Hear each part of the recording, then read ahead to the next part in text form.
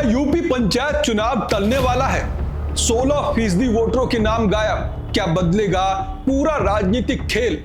ग्राम प्रधानों की बड़ी बेचैनी, सरकार पर सीधा दबाव, लखनऊ की मीटिंग से उठी बड़ी मांग, कार्यकाल बढ़ाने की तैयारी और सबसे बड़ा सवाल, क्या यह सिर्फ अफवाह है या 2027 से पहले बड़ा सियासी संकेत?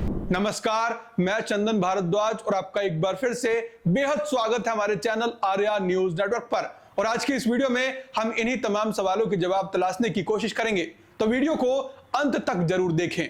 उत्तर प्रदेश में पंचायत चुनाव को लेकर सियासी हलचल तेज हो चुकी है और इस बार मामला सिर्फ चुनावी तारीखों तक सीमित नहीं, बल्कि पूरे ग्रामीण राजनीतिक ढांचे को प्रभावित करने वाला नजर आ रहा है। क्योंकि एक तरफ चुनाव टलने की खबरों ने गांव-गांव में असमंजस और चिंता का माहौल बना दिया है, तो दूसरी तरफ ग्राम प्रधानों और पंचायत प्रतिनिधियों के बीच भविष्य को लेकर बेचैनी साफ दिखाई दे रही है। इसी बीच राजधानी लखनऊ में ग्राम प्रधान संघ की अहम बैठक ने इस पूरे मुद्दे को और ज्यादा गरमा दिया है, जहां संगठन के प्रदेश अध्यक्ष कौशल किशोर पांडे ने साफ तौर पर कहा कि अगर सरकार तय समय पर चुनाव कराने में सक्षम नहीं है तो वर्तमान ग्राम प्रधानों का कार्यकाल बढ़ाया जाना चाहिए।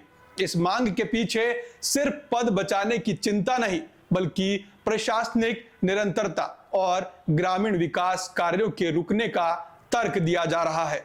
लेकिन असली विवाद तब और गहरा गया जब अप्रैल में जारी अंतिम मतदाता सूची ने पूरे प्रदेश में नया राजनीतिक तूफान खड़ा कर दिया।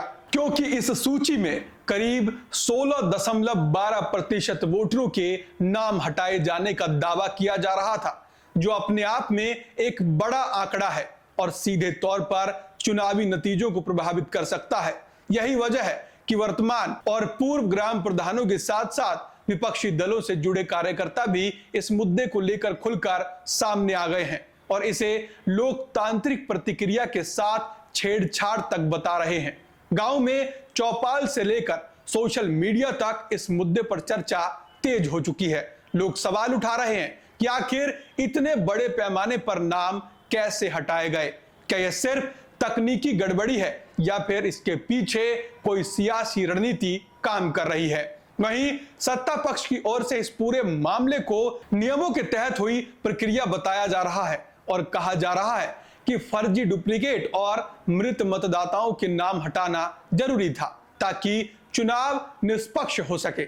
लेकिन विपक्ष इस तर्क को मानने को तैयार नहीं और इसे सीधे तौर पर वोट बैंक को प्रभावित करने की कोशिश बताया जा रहा है। यही कारण है कि अब यह मुद्दा सिर्फ पंचायत चुनाव तक सीमित नहीं रहा, बल्कि 2027 के विधानसभा चुनाव की तैयारियों से भी जोड़कर देखा जाने लगा है। राजनीतिक विश्लेषकों का मानना है कि पंचायत चुनाव उत्तर प्रदेश की राजनीति का आधार होते हैं और यहां होने वाले छोटे छोटे बदलाव भी बड़े चुनावों में असर डालते हैं। ऐसे में मतदाता सूची में इतनी बड़ी कटौती कई समीकरण बदल सकती है। दूसरी ओर चुनाव टलने की अटकलों ने प्रशासनिक स्तर पर भी सवाल खड़े कर दिए हैं कि क्या वाकई कोई ऐसी स्थिति बन रही है जिसकी वजह से चुनाव समय पर नहीं हो पाएंगे, या फिर यह सिर्फ राजनीतिक दबाव बनाने की रणनीति है। क्योंकि अगर चुनाव टलते हैं तो कार्यकाल बढ़ाने का मुद्दा अपने आप मजबूत हो जाएगा और इससे मौजूदा प्रधानों को सीधा फायदा मिलेगा। लेकिन अगर चुनाव समय पर होते हैं तो नई मतदाता सूची के साथ एक नया राजनीतिक समीकरण देखने को मिलेगा, जहां कई पुराने समीकरण टूट सकते हैं और नए चेहरे उभर सकते हैं। इस पूरे घटनाक्रम ने गांव की राजनीति को असामान्य रूप से सक्रिय कर दिया है। जहां पहले चुनावी चर्चा सीमित दायरे में होती थी, अब वो एक बड़े राजनीतिक विमर्श का हिस्सा बन चुकी है। आरोप प्रत्यारोप का दौर शुरू हो चुका है। कोई इसे लोकतंत्र पर हमला बता रहा है तो कोई इसे सुधार की प्रतिक्रिया कह रहा है। लेकिन सच क्या है, ये आने वाले समय में ही साफ होगा। फिलहाल इतना तय है कि यूपी पंचायत चुनाव इस बार सिर्फ एक स्थानीय चुनाव नहीं, बल्कि एक बड़ा सियासी संकेत बन चुका है जिस पर पूरे प्रदेश की नजर टिकी हुई है। और हर नई अपडेट के साथ ये मामला और ज्यादा दिलचस्प और संवेदनशील होता जा रहा है।